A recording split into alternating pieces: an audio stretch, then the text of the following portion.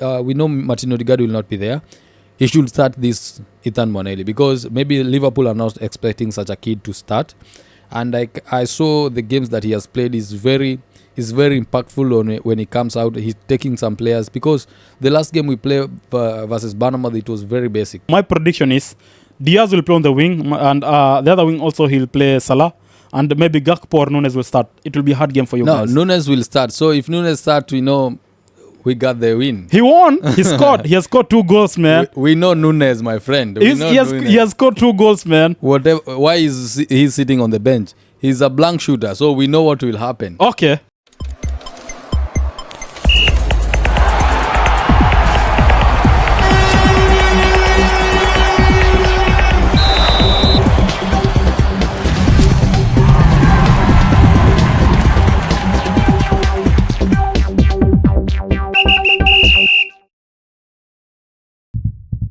Hello guys, welcome again to another week of the Triple Cup show, man. A very beautiful week, a very nice week.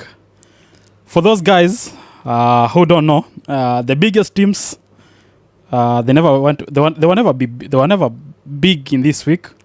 And the so-called the small team is the one which became the big team. And guys thought that this week we wouldn't record the episode because some people said I won't give other people a chance to have a say, and some other people say some guys will not show up, and true to their words, some guys never show up and only the strongest one who show up, but today never rocking his jersey. Man, like Josh, what's up? What's up, man? How are you? I'm good, man. What's up? I'm good, man. Yeah, is it good, man, on your side? Yeah, on my side it's good, man. We won the Champions League. You know, this is the best European Cup you can ever think of in a team. Okay. Yeah. Before winning the Champions League, let's start to where it started. Was it on Sunday or on a Saturday? It was on Saturday. Okay, what happened? Oh, about what? Because you just remind me. Man, like Samba said, Bournemouth is a team Arsenal should take a close look, a good look, man. And true to his words, man, it happened the way he said, man. I don't know. But okay, it's so many things and so many things unfold during that game in a way that I'm like, we have so many things to talk about.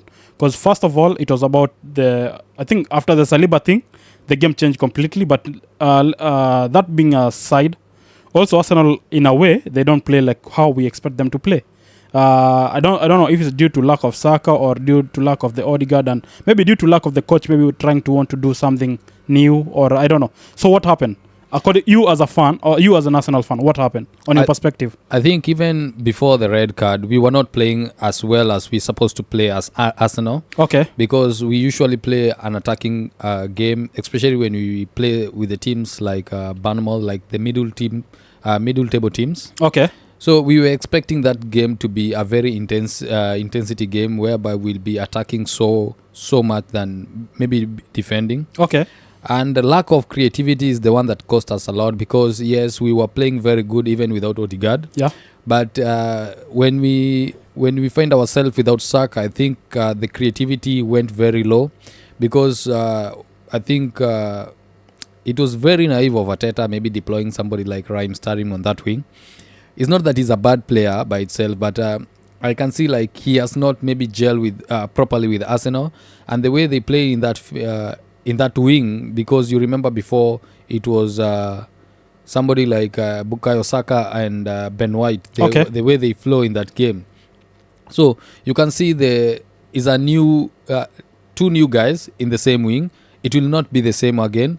And the best thing that happened is like also Mcneil was not in that game. So at least when he came back, we tried to see that they tried to attack, but it was very late because we have already gotten a red card. And we can complain the way we want, but the truth being told, we were not playing at our best, and Arsenal need to be very careful and maintain discipline on their field. These 3 red cards in 8 games, that's so bad. It's so bad because last season I think we didn't get even 1 red card in 38 games. Okay. So I think we were responsible for our own fate, And we can complain, we can mourn the way we want about the referee or the inconsistent of the referee, but we are giving them that chance for them to do that. Okay. Yeah. So is it a point where, because they removed Sterling to bring, first of all, the first goal, it was a mistake from Malek Trossard, because he's the one who did a back pass, but it costed you, it was a Saliba to do the thing he did, and then he got a card. The second mistake, they removed Sterling and bring Kiviarol on the game. Unfortunately, also, the second goal, I think it was a mistake from Kiviarol. Yeah. So when you chose that game, do you think it was your team was so stressed enough, or your team was not as good as it should be? No, I know there is some games whereby a team doesn't perform very well, but it doesn't mean that it's a whole team which doesn't perform very well. Because I can recall that somebody like Thomas Partey was performing very well. He has been consistent. Maybe since he started this season, Thomas Partey has been one of the consistent player. Like, his rating are very high, and I can say that the team as a whole is being affected by the lack of maybe 3 players. You can say Gabriel Martinelli was not there. The introduction of Mikel Merino in that game, whereby I was against it, playing that 3 defensive midfielder like not Gabriel Martinelli, like Mikel Merino and Declan Rice and Thomas Partey. Okay. I think Mikel Arteta sometimes is very cautious, and that cautiousness bring players to make blunder, because you can make, like, you are deploying somebody like Mikel Merino and Raheem Sterling. They are very new to the team. Then Calafiori is in the other side, very new to the team. So it means that those people who brings the team together, like the likes of Gabriel Martinelli, Martin Odegaard, Bukayo Saka, they are not there in the team, and it will affect the game so much to an extent whereby they will not play the same way they're supposed to be. Whereby I can say they have the very young talent which is sitting on the bench. I don't know why he's not deploying that boy, because even though we may say that he's very young and maybe he's naive in games like that, but Bournemouth was the game whereby he could have entrusted the boy and bring him. Let us lose that game. Eventually, we lose the game, even though he was very cautious, but we lost the game. So I can say that Mikel supposed to start trusting his players, Okay. Even if they are very young, trust your players, because there is a reason why you took this player and promote them to the senior team. Okay. Yeah. Nice. So on the other side, man, I don't know. This week, I think it will be the hardest game for Arsenal, because as of now, somebody like Saliba confirmed is out. Yeah. Saka, we are not sure if he will play. Odegaard is out. Timber still on injury. Tomiyasu still on injury, and also Calafiori after yesterday game, I think he got an injury also. So there's possibility he won't play on that game. So when you come this weekend, you guys are playing against Liverpool. Man, I don't know what formation is Arteta planning to do. If the Bournemouth game only losing like 2 players, you not having like 2 or 3 only players, it costed you to that extent. What about now when you have like 5 or 4 of your best players? Let's say your best player won't be there. I think is a very big task for Mikel Arteta, and he has to up his game and to come up with the tactics whereby he'll have to defeat a team like Liverpool. It's very hard, and for the players that we have, I think it will take much of this, maybe we can say individual brilliance, for them to be able to conquer a team like Liverpool. Okay. So for them, they have to maybe up their game, respect the formation they have come with, even though sometimes it might not work, but they have to stick to the plan, and the plan is to win the game. You can check a team like Man City. Sometimes they may not play very well, but they fight until the last. That's what I want to see in a team like Arsenal, because we are not a small team anymore. Now there is nothing we'll say that we have progressed as a team this season apart from winning any trophy. We have to win a trophy, and by the way we have started is showing that we are very far from it. We have to maybe bounce back to be playing very good, well, and winning the games. So Bukayo Saka may maybe be introduced, but I don't think he will play 90 minutes. Okay. He might come maybe second half. But those players who are there, like Raheem Sterling, Gabriel Jesus especially is very rusty. I don't know what happened, because the start of the season he was very sharp. The injury cost him a lot, and we can see he's very reluctant to play the way we used to see him playing. Raheem Sterling is very slow, and it's very sad to see those people that we expected them maybe to be as a Bukayo Saka backup. Trossard, since he started the game, we were discussing before that Trossard is a very good super sub, But when he starts the game, I think he's becoming, I don't know, his performance is very up to par the way we expect Trossard to play. So I think the competition which was there between Trossard and Martinelli, we can see the reason why Mikel Arteta always start Martinelli. Okay. Even though sometimes he doesn't perform, but we see Martinelli is very impactful when he start a game than Trossard. Okay. So for us, we say this is the time whereby we know Martin Odegaard will not be there. He should start this Ethan Mcneil because maybe Liverpool are not expecting such a kid to start. And I saw the games that he has played is very impactful when he comes out. He's taking some players because the last game we played versus Bournemouth, it was very basic. Nobody is trying to take any player apart from Trossard. He tried twice, and the way he did the back pass, but nobody was trying anything because he was playing Mikel Merino as a maybe creative midfielder, but he cannot do that. Okay. And I was not seeing what he was doing. He was good, yes, but there was nothing much creativity which was there. So I can say, drop this boy, let him do whatever he does, and we see if maybe in the absence of Odegaard, who do we trust in that position? Okay. Every guy said Sancho was a good pick for Chelsea, but when you watch that game against Liverpool, Sancho was nowhere to be found. And it's not just Sancho's only. Cucurella was not on. I started saying tossing on that wing, it will be a worse game for them. Because after I watched, he was just fall like 2-3 times. Like all the guys on that defense, even James, if James was not there, I think it will be a very bad day for Chelsea as a whole. Because if you watch that game, man, how the guys played on that wing for Chelsea, it was just worse. And they were so lucky. Because the same mistake what happened, that's what gave Saliba a red card. But lucky for their side, it was given as a yellow card. So when you watch that game, do you think Chelsea now, because we know they do have a very good team, they have a very good squad, but when it comes to scoring, or when it comes to hard, because we said this is now the fixtures where Chelsea do have the hardest games. Do you think now they do have that mojo to do what they should be doing as Chelsea? I think for them coming against a team like Liverpool, a team that has played together for like 2 seasons, is very difficult for them to maybe to be able to fight that kind of a team. You know, Liverpool is a very attacking team and is a very compact team whereby most of the players, they know what they're supposed to do. Ancelotti has done very well with the boys. I think this is the first time Liverpool has won maybe 8 of the games from their starting of the season. And for them having that morale, I think it will not hinder them to maybe win other games like these difficult games, because we said Chelsea and Liverpool, we judge them starting that first game they play together, whereby they have been having maybe very simple or maybe easy fixtures. Okay. So from those fixtures, now this fixture they are having, like Liverpool had maybe Chelsea, they won. Now they are going against Arsenal. These are the fixtures that we're supposed to judge these teams, because we have seen them performing very well. Chelsea, on the other hand, we can say that they are a very good team, but lack of some of the players like Cucurella, I think, hinders them to win such a game. A game that's supposed to show somebody like Kolopama to show that he is the man who's supposed to be relied on. He was nowhere to be seen. I never saw him, you know. He was not impactful in that game at all. He was not impactful at that game. And this is the games whereby you need to be shining on big games. Like Cole Palmer supposed to be the main man in those type of games, okay? Not relying only on penalty when they come. But I think he's still young. He still have time. I think he performed very well last season. This season also we have seen some highlights of him performing very well.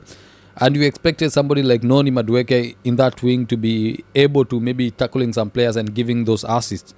But he's giving the balls when he's not supposed to give the ball, and he's not giving the ball when he's supposed to give the ball. I think he's not that much clever, but he's a very good footballer. I think he's talented. Only that he's not that much wise. He's supposed to be very accurate in his decision making, to be able to hold ball when he's supposed to be hold, and to release ball when he's supposed to release the ball. Okay. A team like Liverpool, they have a very clever defenders.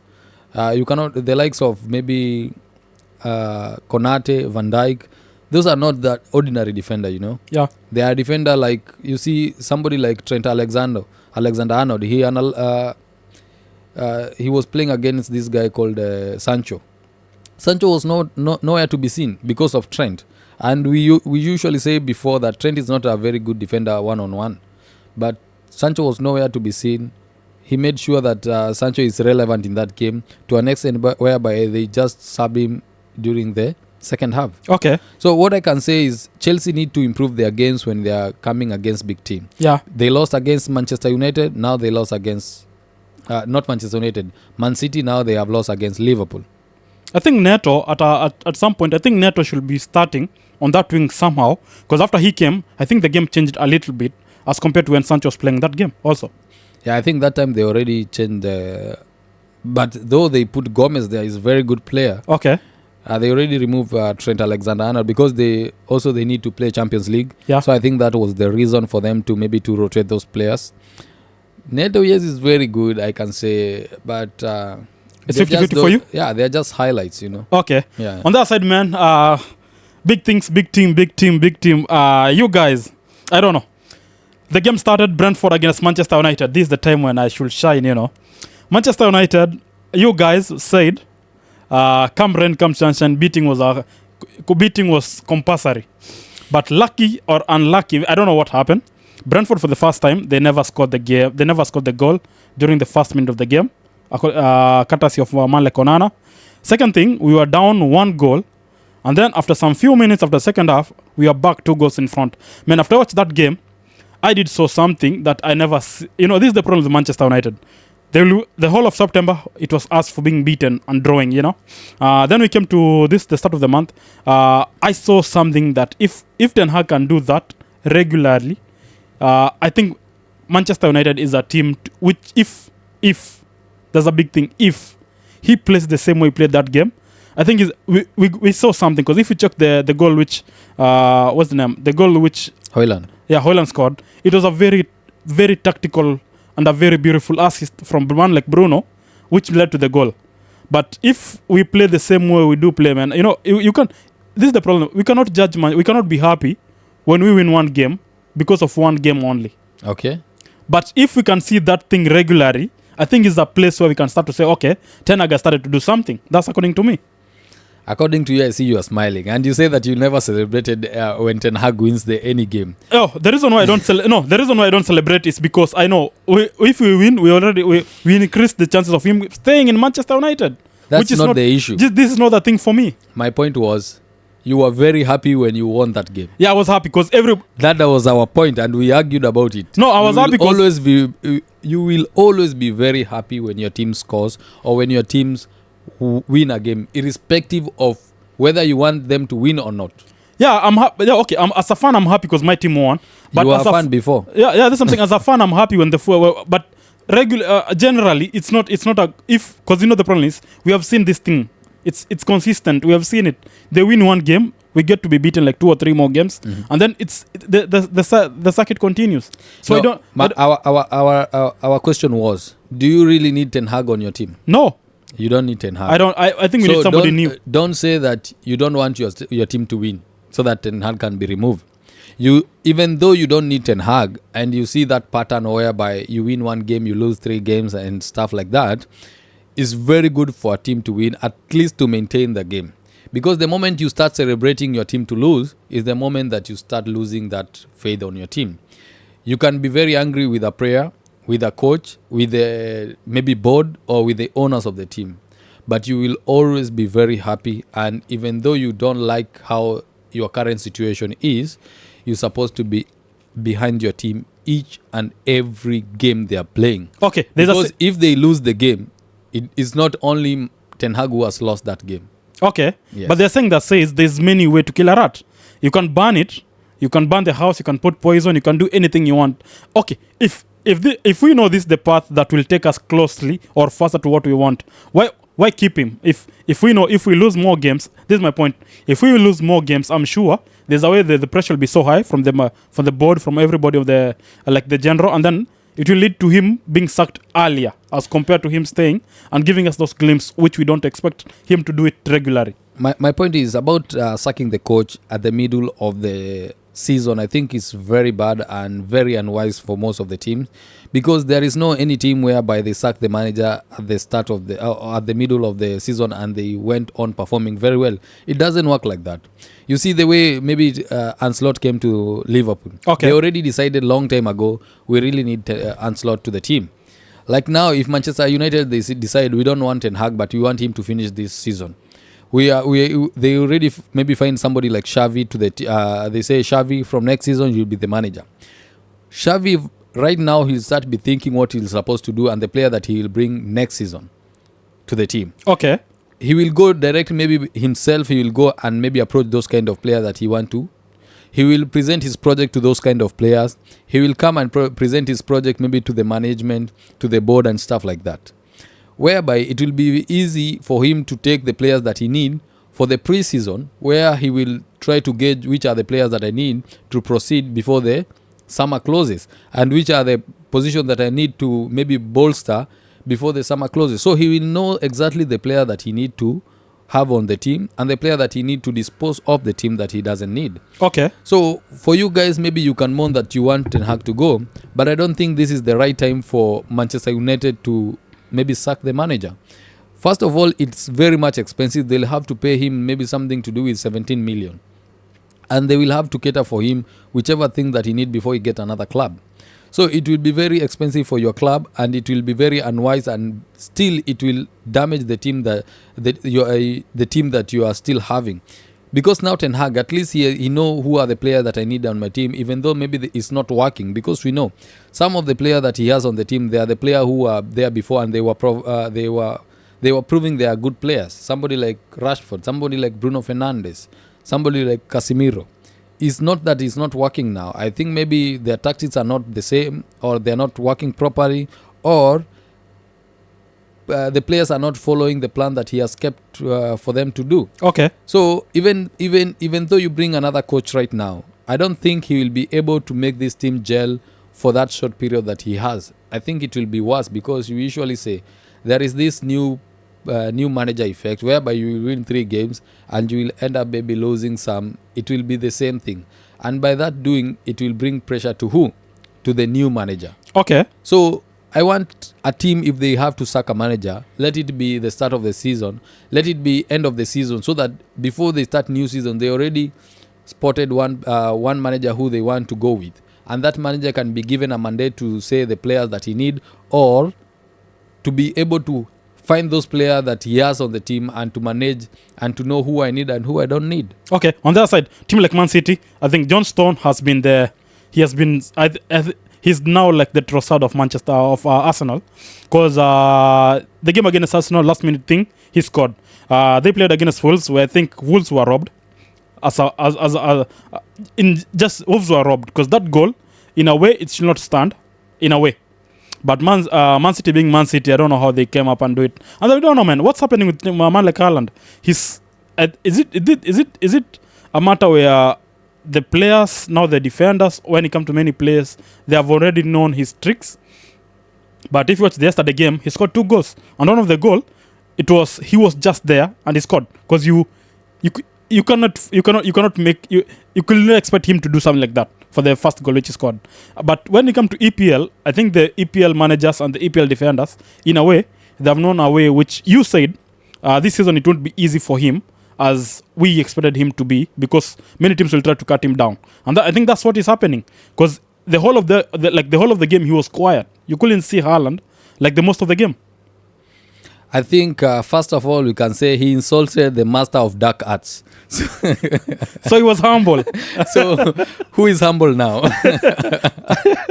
Never try that, manze, with Arteta. Okay. When you insult the master of dark arts, that's we do the arts for you, you know. Okay. So Haaland, I think you remember before that Arsenal game, we already talked with about it, and we say, is this the right time whereby we can go our fantasy Premier League without Haaland? And true to our words, it's now 3 games without Haaland scoring. But you said I was the one who brought him to my team, that's why he's not scoring. Yeah, yes, because also you insulted the dark art master. So something like that do happen, and we have seen that he was very lucky to score those hat-tricks, and the team that he was playing against, most of the defenders now, they really stick to the team, and also the lack of creativity in Manchester City. Also, it's bringing that scenario whereby the lack of De Bruyne and Rodri, because Rodri, he was giving those kind of passes, the through passes, whereby Haaland is very good for through passes. Okay. Kevin De Bruyne was giving those maybe overlapping passes, and he was giving those kind of passes. The assists he was giving, I think they were very good, even though they are not directly to Haaland, but they were giving a chance for somebody like Haaland to run. So do you think man like Mateo Kovacic and man like or the new guy, what's his name? Gundogan. They're not doing the thing which somebody like a KDB and somebody like a Rodri are doing to the team. Gundogan was very good before, but right now we can see that he's a little bit rusty. Kovacic is so good, but we don't expect him to be giving those very clever passes the way De Bruyne and Rodri maybe deliver those kind of passes. Silva, he holds the balls too much. I know he's very good in giving those kind of passes, but he doesn't have that space, because most now you can find a player like Silva. I think he holds the ball, same to Savinho. They hold the ball a lot, and for them to release the ball, they find they have already been maybe covered by those defenders or the midfielders, so they don't have those chances, because KDB is very clever and he's very creative when he's giving those kind of passes. His vision is very good, and I think the anticipation of maybe Haaland, where KDB maybe will drop the ball or Rodri will drop the ball, I think is very different to where Silva, because Silva and Savinho, they are very unpredictable. Okay. You don't know when they will throw the ball or when they will pass. They are very unpredictable. You cannot tell. Unlike KDB, he knows when you make a run, you just know he will release the ball. Okay. Same to Rodri and maybe a player like Foden. But Doku, Savinho, Silva, they hold the ball so much. Okay, man. When I watch the games, man, I don't know. What's the issue with the refereeing team nowadays, man? This is the first season where I'm seeing games do have like red card. Like every game, it's like now every game has a red card. Every game there's being played, there's a red card. I don't know. Is it the players who are so in discipline on the pitch, or is it a way like now the refereeing team is not having those letting go those silly mistakes from the team? I think we have criticized the referee a lot, and looking at last season, whereby we were saying, oh, this was supposed to be a red card, this was supposed to be the second yellow. So for that, they don't want the blame to be on them. So whereby it comes to a position where, like, if it's a yellow, they just give a yellow. They don't have to maybe sympathize with the situation or think about, if I give this guy the red card, it will damage the game. They don't care about it right now. Okay. They say if it's a red card, it's a red card. If it's a yellow, it's a yellow card. We don't have to maybe suffer in the backlash whereby, why you did not give this guy a red card, or why you did not give this guy a yellow card. But do you think in some point, the more they give the cards, the more the games do change in a way? Because now, some teams, if you are 10 man in the pitch and the game was good, there's a way you will try to defend your game much more as compared. Because if I'm the one playing and you have been given one yellow card, like 5 guys in our team do have yellow, you don't expect me to play that better or to go outside. I'll try to hold as much as possible so that I cannot get the other card. And then if it's a red card, we'll try as much as possible to defend and not to attack much more, which in a way it influences how the football will play. It won't give us the same. It won't be the same thing as how we expect us to play 10 men without cards. Because now there's that fear of, if I play so much or if I do this thing or this thing, I'm going to cost my team. And nobody wants to do that. I think Premier League referee are very different from Champions League referee, because I saw a game. It was an early game. I can't remember which team was that, but it was on a Tuesday. I can't remember which team was it, but they were maybe falling each other. But the referee was just telling them, play on. Because when you're giving out so many yellow cards, it doesn't mean that you are in charge of the game. It means that you are unable to control the game.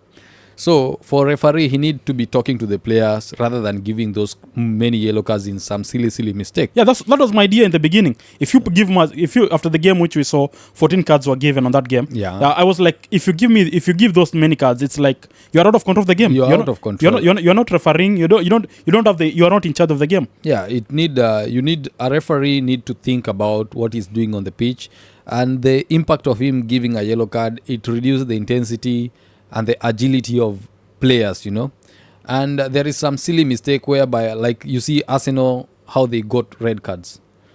It's very silly mistake. Yeah. Whereby a referee can just talk with the players and tell, please don't do that, okay? Okay. Next time you do that, I'll give you a yellow card. And there is nothing which will happen.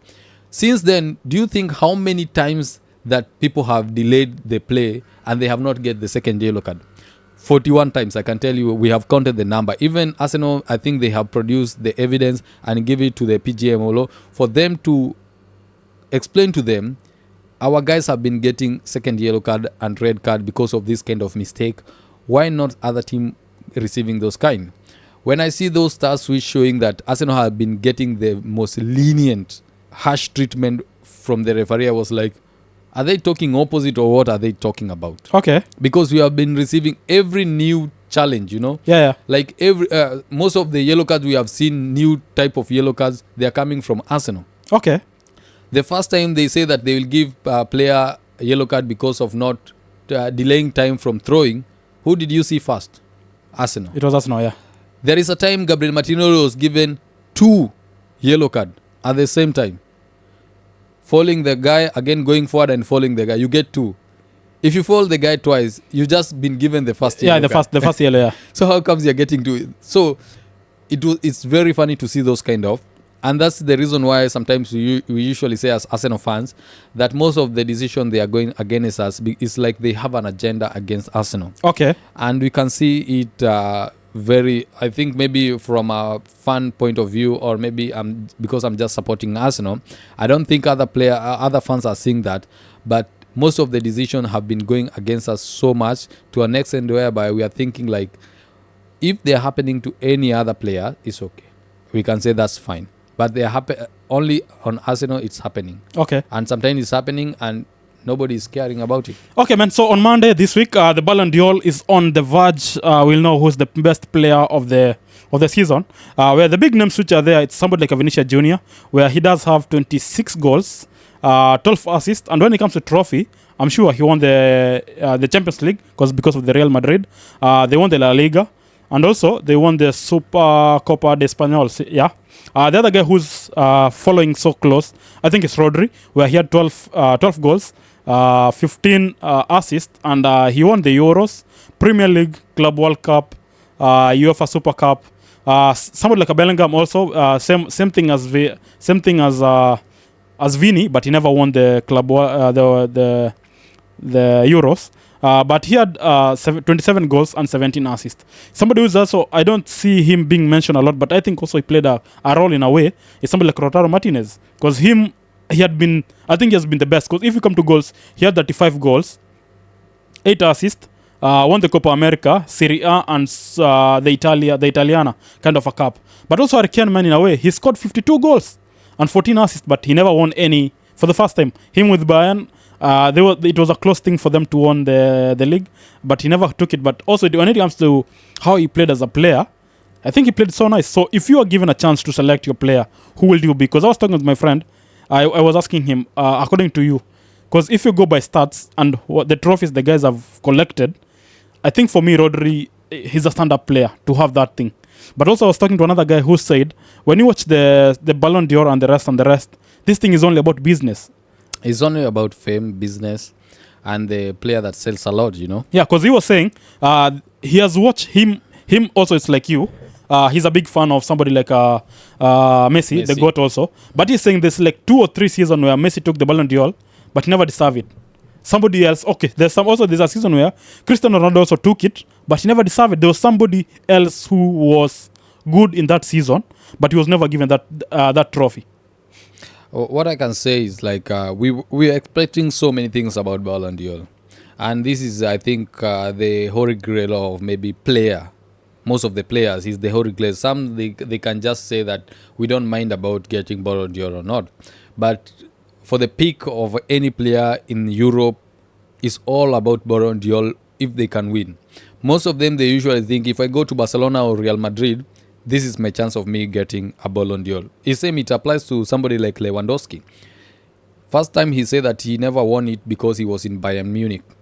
And he says, since now I'm in Barcelona, I think it will be very easy for me to win the Ballon d'Or. Yeah. Even though last time I think he talked very bad when Messi said that Lewandowski is supposed to win yours because I think that time they said they are not holding the Ballon d'Or because of COVID, and they cannot hold it online. They give those kind of excuses. I don't know the reason why. But later Lewandowski say those are just empty words, and it was very painful for somebody like Messi to hear such a person talking about it like that. It made him, even when they are playing against Lewandowski, he just did him very dirt, manze, because he just want to show him that yes, they gave me Ballon d'Or because I deserve it. It's not because Messi. Yes. Okay. So what I can say is, if you check the stats, the trophies a player have won as per the country and maybe the club, and the goals they have in total, I think somebody like Lautaro Martinez deserves that Ballon d'Or. Okay. Compared to both Vinicius Junior, Jude Bellingham, and Rodri. But I don't know what they are looking for when they are voting, because human are human and everybody has their own preferences. Somebody like Lautaro Martinez, he has not sell himself so much. And especially when he's in Serie A, nobody will recognize you as much as somebody who is in La Liga or in maybe England. Okay. So I think the type of league they're having, because most of them they are saying Serie A is not that much competitive, but we know it's very slow.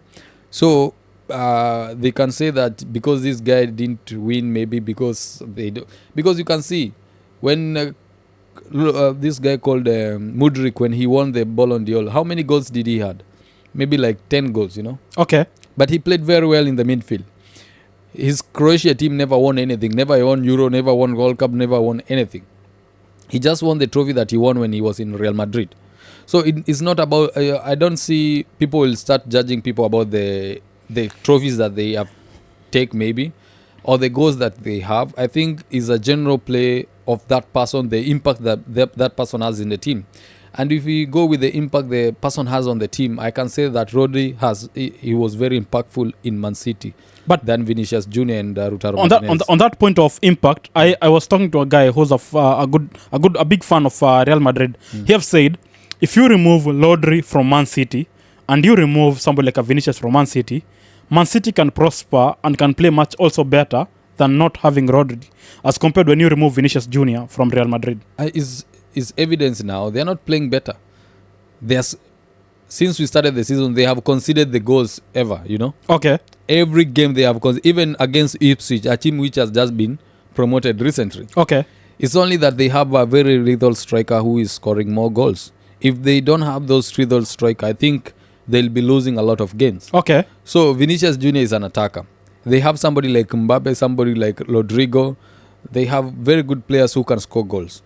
He was not the top scorer of Real Madrid last season. Jude was the top scorer. Yeah. So even without Vinicius Junior, they can still win the game. Okay. They can still produce those moments. It's only that the people who are voting for the Ballon d'Or, they have preferences. Okay. And also there are some things they usually sell, because these things are, I can say, now they don't make sense as much as they were making sense previously. before, Okay. Right now, I think most of it is rigged because we can see. Because you already know everybody. If you watch online, already they said the Real Madrid posted on the official X account. They're saying they're already preparing to receive it. So it's already known who already take it. Yeah. It's well known that Vini will take. They usually do that. They usually tell them in advance so that they can know. So you should not come with anticipation that you are going to win. You remember even. I think it should not be. It shouldn't be. You should get it on the spot. Nobody should tell you in advance. I don't know why they're doing that, because even they will bring an envelope and say the winner is Vinicius Junior. We already know it's Vinicius. No. Okay, man. So I don't understand the reason of them maybe telling this, because it usually goes with the points. Yeah. And we can see the points, how they are going. We know who is far, who is already far. And I don't know the reason. And I can't understand why somebody like Haaland is not even mentioned in those kind of talks. Okay. Yeah. Yeah, man. So, okay, man. Back to Fantasy Premier League, where it was a very good week for few managers who went for the differential, and a very bad week for those template kind of a thing for the manager. So the FPL, the game week for this week, average points for the game week 8, it was 36 points, man. How many points did you get, man? Again, I was below average. What's happening, man? Man, I think you jinxed me. How? I don't know, because it can't be real that when you're performing very well is when I'm performing very low, So irrespective of the fact that I did a wild card, you know. okay. Yeah. So when I come to the fantasy, man, what? Okay, let's have it. Let's have the talk. What happened to your team? I think my team is very okay. Okay. I cannot even change a single person on that team. Yeah. It's only that there is those days whereby premium players are not performing. Okay. We can start with maybe my captaincy. You went with Haaland? Yeah, I went with Haaland. It's not a bad pick. Okay. He was playing against Wolves. He was playing against Wolves, true? Yeah. So it's not a bad pick. Wolves have been conceding a lot of goals. They conceded 6 goals against maybe Chelsea. We expected them maybe to concede maybe 5 to 6 goals against Man City. And in those 6 goals, we expected somebody like Haaland to be the key player, maybe win that in game. assist on the goals. Yeah. You know? Yeah. So he never did that, and we don't know the reason for why he was not the one. And maybe they were losing the game. They only salvaged themselves in the last minute, and it's controversial. Okay. And a game like Spurs against Spurs were playing against which team? And Solanke, we expected. Spurs against Stam, where they beat. They played 4-1. Yes, they scored 4 goals. You can imagine Spurs scored 4-1. They score 4 goals. Solanke and Johnson, they don't have any goal involvement. Okay. And these are the 2 players that I have. They have been performing before. Okay. So now, I don't know, man. Is it a point where now, if you're playing a game, you should have some differential? Because I was having a chat also with another guy. He was saying the mistake he did, he never had any differential. He had the template where, so it's like everybody now, because many guys play the wild card after game week 6 there. Yeah. After the international, many guys play the wild card. So it's like most of the teams, they are gelled around some certain players. So if that player does not perform, a very large amount of managers, they do have the same points. And you know the reason why we're having those kind of players is because these players has been performing. Okay. You cannot just put a player there, even though everybody is owning the player and they are not performing. Right now, we can say we get a very small red arrow. Maybe you can see the average point was 36. Yeah, that's 6. Just imagine if those players, they were giving the points and you don't have those kind of players. It could be so high. You will no. If you have that differential, you'll be very, very much behind. That's something. The level will be so high, Yes. for you. Yeah. So the average maybe will be 70 or something. Maybe your team didn't perform as much as is expected.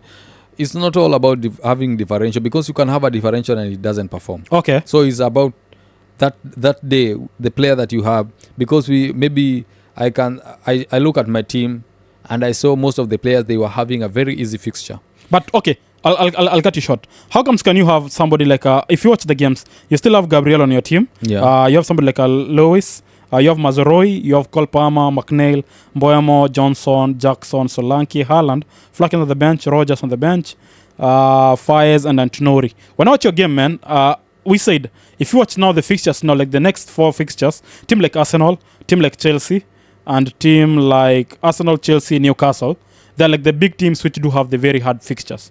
What made you go to them? Also Liverpool in a while, kind of why. What made you go to those players when you watch the fixtures still? It's not that good for them. And you went to those players. Arsenal against Bournemouth, it was a good fixture. No, but the next, it's Liverpool, Newcastle and Chelsea. Those are not easy games. Also after that, it's Nottingham Forest. Yeah. Those are not so easy game to predict. We discussed the other time, most of the difficult games is where Arsenal keep a clean sheet. Okay. You have seen like Champions League is a very difficult game, you know. Yeah. They have not conceded any goals so far. Yeah. They play against Man City. I think it was just by mere chance they conceded a goal, but defensive-wise, they are very good.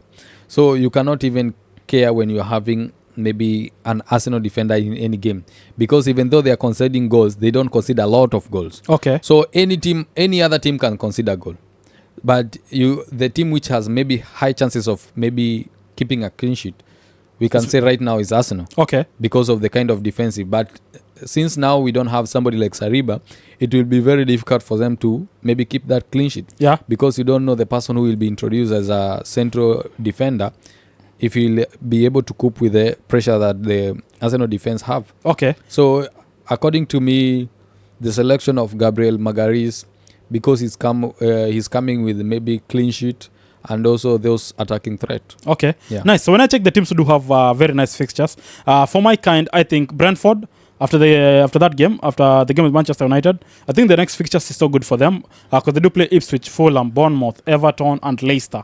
To me, I think that's a waste. And now Wissa is back because he saw him. He was introduced on that game, but never played the whole. So I think this game also he played like the whole minutes. Yeah. So I think that's the one team which has a good kind of a record, good kind of fixtures. Everton. They played the last week and this week I think also. When you check the fixtures also for Everton, I think it's becoming so good. Nottingham Forest. This was the hardest fixture against Crystal Palace when which they are like their stretch. But I think now moving forward also they do have nice fixtures. And then the other team which has nice fixtures, but we don't know what will happen to them is Manchester United. Except the game for Chelsea, the next 3 or 4 fixtures they're good for Manchester United if they're gonna win it or if they're gonna play well. So is it a point where now you're making your team? Is it a point where you're making like, okay, I've seen the fixtures are good. Should I go to those players because of the fixtures, or should I go to those players because of how personally they are performing? Yeah, you can see that I already, when I did my wild card, I bought somebody like Mazrui. Okay. The reason I bought somebody like Mazrui is because of individual brilliance. He's performing very well. Okay. And also the fixture, the next fixture they're having, it will be like an easy game for them apart from the Chelsea game. Yeah. So you can consider those kind of reason why you are doing a wild card. Because when you are doing something like a wild card, we are not doing for one game. We are doing maybe for a couple of weeks. It's only that you'll just be needing maybe one player or two players to adjust with the kind of maybe the red cards that you're having, the yellow cards, maybe the suspension that maybe a player has. But overall, you usually do a wild card when you're planning for maybe 2-3 weeks. Okay. It's not a one game kind of a thing.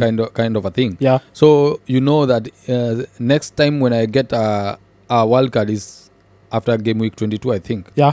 So right now, what I'm thinking is the reason why I bought most of the players like Freken. Okay. Is from Brentford. True. Yeah. The next game are having a very good fixture. Yes. Mbeumo. I had Mbeumo on my team because I know they are having a very good fixture. Somebody like Solanke and Johnson is because of the fixture they're having. But I was having in my reserve because I saw somebody like Richarlison maybe is coming back, whereby it will be easy for me to acquire somebody like Wissa and replace him with Solanke. Okay. So for that thing, it's very easy for me to adjust with the situation where when it's happening. Okay. If you ask me about the defensive voice, I think moving forward, someone like Gavidol, I think you went for the wrong defender for Man City. No, I didn't went for a wrong defender because I also wanted to save some money because Josko Gavidol is very expensive. Okay. And right now I know he's nailed on. And the reason why I went for Rico Lewis is because my team, I usually promise myself that I will not take any players that I am not sure he will play or not. Okay. I will only take the players that I know they will be playing game week, game out. Okay. So somebody like Josko Gavidol, now I have seen somebody like Nathan Ake is back on the team. Okay. I don't think he will be playing each and every game. Okay, nice. Okay, on that side, I think Pinnock from Brentford, him on the corner kicks, same thing. Him with the header, I think he's a good pick. Also keeping in mind the fixture you have seen for Brentford, I think he's a good pick. Someone like a Justin, man, from Leicester, also the Leicester fixtures. If they're going to keep a clean sheet or if just they do the attacking threat, I think Justin is a good pick to go move on. Keane, he was the savior of this week, also being the top best defender for this weekend. Because he scored, and Everton now, it's like they've started getting their team together. Because now they've got like 2 games. One game they were beaten only one. This game they got a clean sheet. Also, I think Aina from Nottingham Forest, I'm still insisting for you guys, man. I don't know why he's still not in many games, because Nottingham Forest as a team, they have shown us they can keep a clean sheet and also they can score as much as they can. I think Aina is a very good player. I have told you before, but we cannot have all the defenders in the team. Okay. It's only that you look at a defender who maybe you see is very good with you. Okay. And also your budget, also what you have. I know is very cheap, but you consider some of the things and the fixture they are having. Right now, I think they are going to have a very easy fixture. Yeah. And it is very easy for a person like me to be able to acquire the service of Aina. But I will have to look for who am I going to sell. Will I sell Gabriel in those kind of games? Okay. Or will I maybe decide maybe I want to add money or I want to keep to reduce the budget that I'm having? Yeah. So Aina, I can put him on my team as a differential because I know he has a probability of going forward and giving those attacking threat. Okay. And also Nottingham as a whole, they can keep a clean sheet. We have seen it in maybe 2-3 games. Okay. So I think it's a very good pick on the other side. Okay. Okay. Why is it putting you when you want to go to somebody like a Justin or a Keane? Because they're coming from a team. Okay, their price is so low. Like except Justin now he has risen because of some the goals he got that game. But Keane still is going for 4.2. But many still managers have not yet gone to him. Justin is a person that I have in my team. Okay. And the reason why I took him is because of the fixture they are having. And also, Justin is a very attacking player and is very cheap. So it's very easy to acquire a player like that. Because I wanted to bolster my midfield to have the likes of Cole Palmer and the other big premium midfielders. Okay. The reason why I cannot go for Keane, I know he has maybe produced some maybe attacking threat. But I'm not very sure he will be consistent in playing.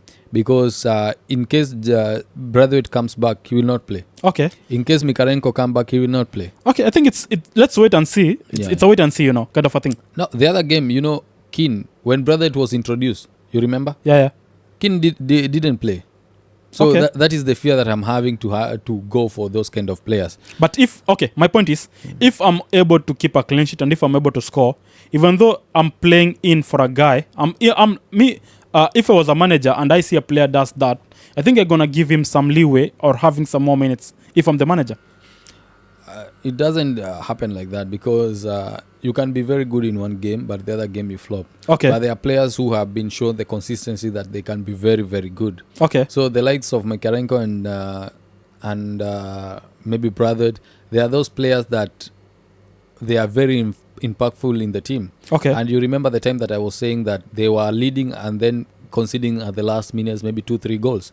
Because those kind of players, they were not involved in those kind of games. Okay. And we can see the reason why it was happening. It took maybe them 8 games for them to be able to control themselves. Okay. And is for a team to get 8 games, for you to be able to control yourself is not okay, Okay, nice. Yeah. When you come to the midfield, I think Salah, this game week, you playing against Arsenal, and you having the problems at your back, also in the midfield, it's not yet convinced enough.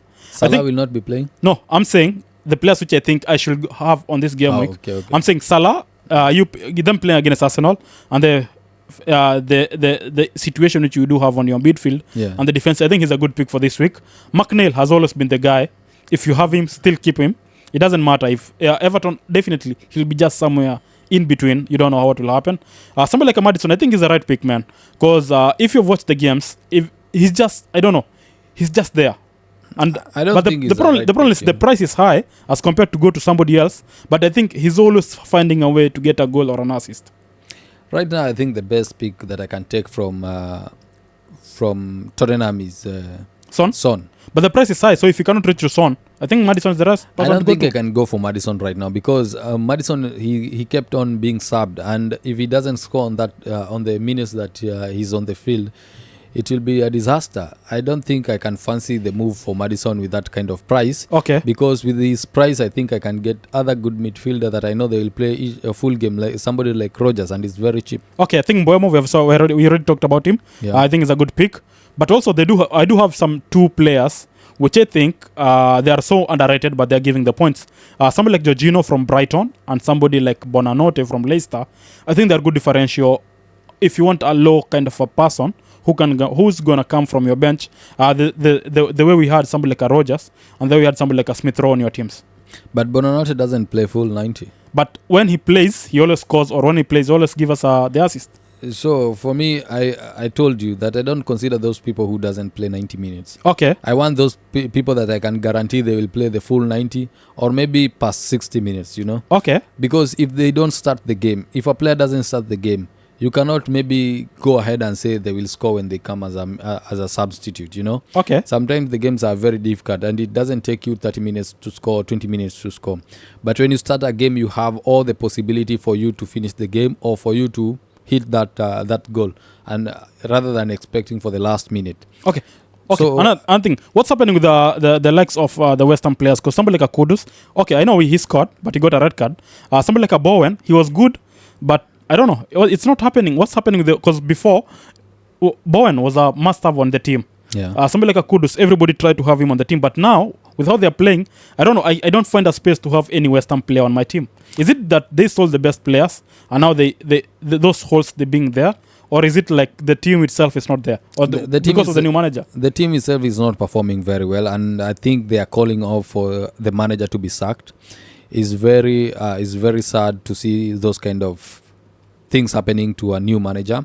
Lepetagui was doing very good when he was in Wolves, and when we see this kind of people, this kind of West Ham fans, they need somebody like Moyes back. Is something to laugh about, because you can sack a manager and again you say that you want him back. What for?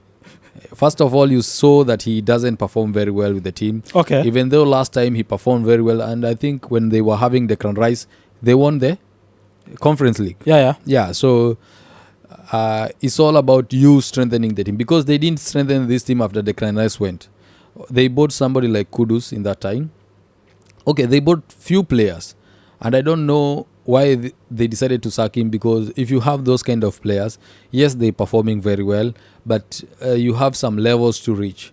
So sometimes it's not all about the manager, it's the pressure that they're having for the board to be able to sack the manager. So it's not all about for them to sack the manager, it's the pressure that maybe the boards, the corporates, they're coming, your team is not performing, and you have those kind of laws and balance you have to keep. Okay, on that side, man, when you finish with the forward kind of a thing, this week, I think Haaland must have I think most of the teams is a must-have player.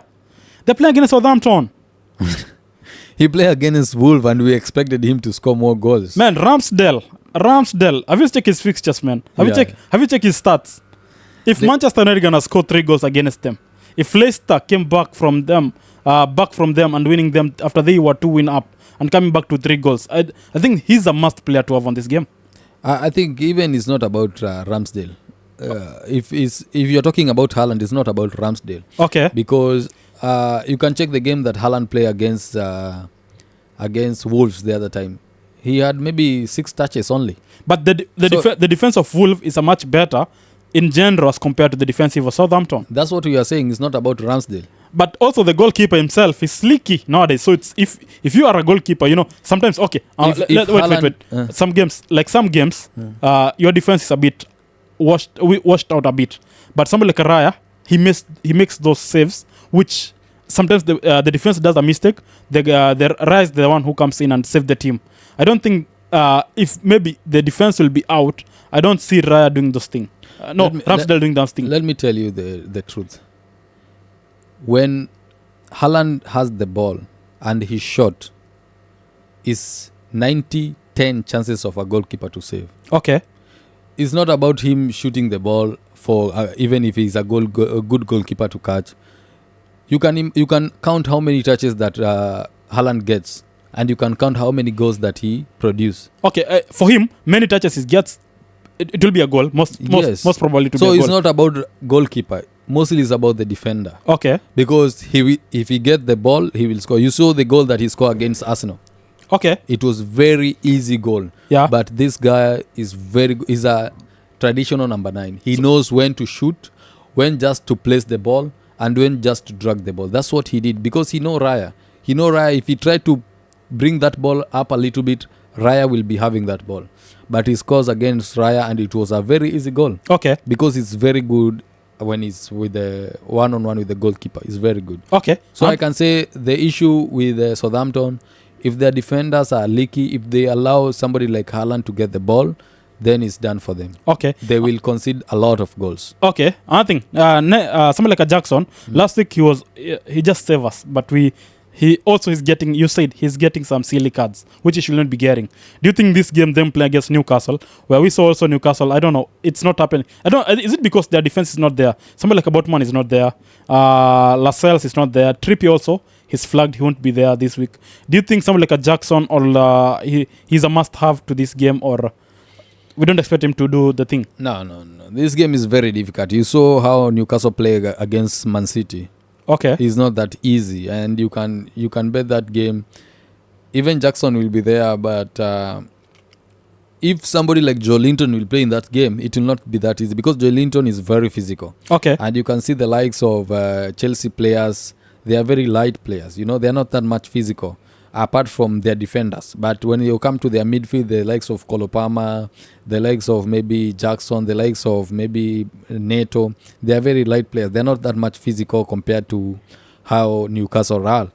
And you can see how somebody like Bruno Guimaraes plays.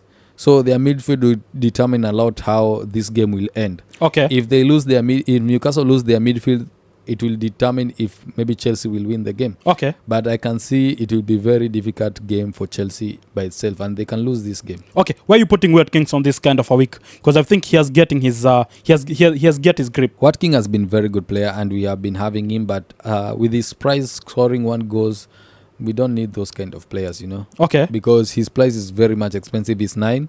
Him scoring 1 goals and maybe maybe blanking the others. And you expect somebody like John Jorun to be given some minutes. You know, maybe he'll be removed. So it's better I go for other cheap players that I know, like Wood.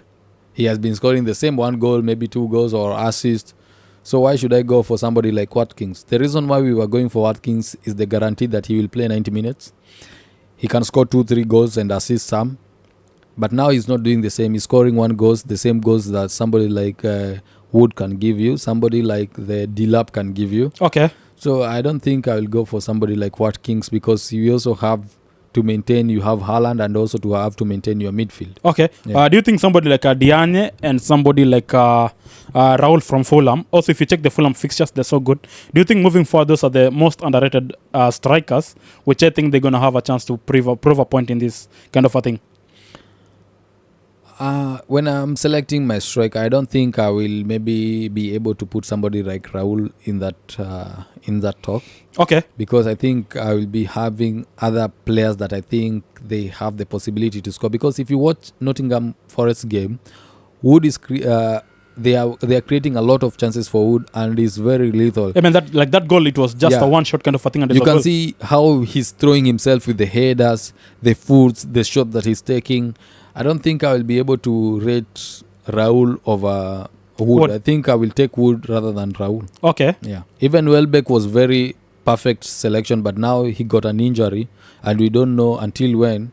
So we are sticking with somebody like Dilap and Wood to be complementing Jackson and Haaland. Okay. So when I check the fixtures of game week 9, my prediction, man, Leicester against Nottingham Forest, I think it will be going to be an easy game for Nottingham Forest. This being on a Friday. Saturday, there's Aston Villa against Bournemouth. I think this is a good game to watch. I don't know what will happen. Brentford against Ipswich. If you have go with Brentford. Brighton against Wolves, this is a good game, but I think a draw it will be good. Man City against Southampton on Saturday, we have said Haaland all the way. Everton against Fulham, I think there's a game to watch also, because I'm not sure which I don't know. Sometimes Fulham is good, and you don't know which part of Fulham will come up on that game. Sometimes Wolves, they've shown us they can be good, and then still. So this one, I think for me, it's a draw or kind of a thing, but I don't know. Chelsea against Newcastle, you have said it's a good game to. It's gonna be a hard game for Chelsea, but then them playing at Stamford Bridge, I think is a good place for them to maybe to start the game. Crystal Palace against Tottenham Forest. After them seeing them playing against Nottingham, and it was a very good game, but they don't get the grip of scoring the goals. I think and Spurs, they're so good in scoring, but defensive wise, I think still they've not yet get to there they should be. West Ham against Manchester United on Sunday. I think Manchester United, with the run which West Ham do have, I don't see them giving us that much kind of a problem as before. But West Ham still, I don't know. Them not having Kudus, I don't know who will be there for that game. And then Bowen, I'm not sure how he'll complement on that kind of a game. They have Antonio Bundia. I don't know, but I don't see that threat, because if you watch that game, how they were beaten 4, it was not like an easy. It was not a hard way for them to be beaten. It was so easy for Spurs beating them, because they started scoring, but Spurs came up and did the thing with only 1 or 2 changes. So for me, I think Manchester United, if they play as how they played this week, I think it's a good game for Manchester United to win that game. And then Arsenal against Liverpool is a game where I'm saying, no matter the cost, if it happens, Arsenal are losing for 3 goals and above. That game, we are conceding only 1 goal, but we are winning 2.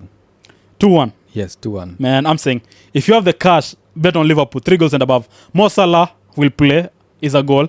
You know Salah, what he does with Zinchenko, man, and this time is when Zinchenko has to play. The best thing now, they're not going to plan anything about Mo Salah because Another thing. they don't know who's gonna play that wing. I don't. Another thing. The Liverpool coach, he never played Luis Diaz, and now Jota is out. So my prediction is Diaz will play on the wing, and the other wing also he'll play Salah, and maybe Gakpo or Nunes will start. It will be a hard game for you guys. No, Nunes will start. So if Nunes start, we know we got the win. He won. He scored. He has scored 2 goals, man. We know Nunes, my friend. He has scored 2 goals, man. Whatever. Why is he sitting on the bench? He's a blank shooter, so we know what will happen. Okay. The fact that we have somebody like Raya, Gabriel, Ben White. Man, you also have Kivirol and the rest of Zinchenko. Kivior is a very good player. Okay. Every defender does. The problem is every player do blunder. It's only that if a goalkeeper or a defender blunders, their blunder will lead to a goal. Okay. So I cannot crucify Kivior for what he did or Trossard for what he did. That is a blunder. It cost us a lot, and we can say it happens in some of the games. Okay. We usually, as Arsenal, we learn very fast, and Arteta is very clever manager. I think he will learn from that, especially in defensive wise. Okay, they have to learn very fast and to be able to convince the referee they are doing their best not to get those kind of red cards and being sent off because of stupid behavior or stupid tackles. Because it's not because we are aggressive, that's why we are getting those red cards and yellow cards. Okay. Because we are getting those yellow cards for very stupid things. If we are getting because of the aggression that you're having, you can say, please stop doing these aggressive things. It's only maybe silly mistake on the game. So, man, no matter the case, I'm saying, man, you guys are you're not losing with less than 2 or 3 goals in this game. I will say we are winning the game. Okay. Yeah. Okay. If it goes very bad, we'll draw. But we are winning this game. Okay, man. I think it's nice, man. Till next week, man. Let's wait and see. Yeah. We have a chance to wait and see what will happening. And I promise everyone, if we lose this game, yes, we will lose. I was waiting for something better. Like you won't wear your jersey like for 3 months.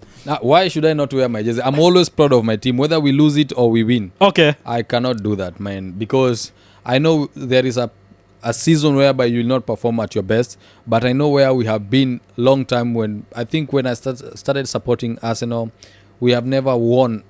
I think I started supporting Arsenal after 2 or 4 after we already won the Invisible Cup, Okay. So from there we have never won any major trophies apart from the FAs.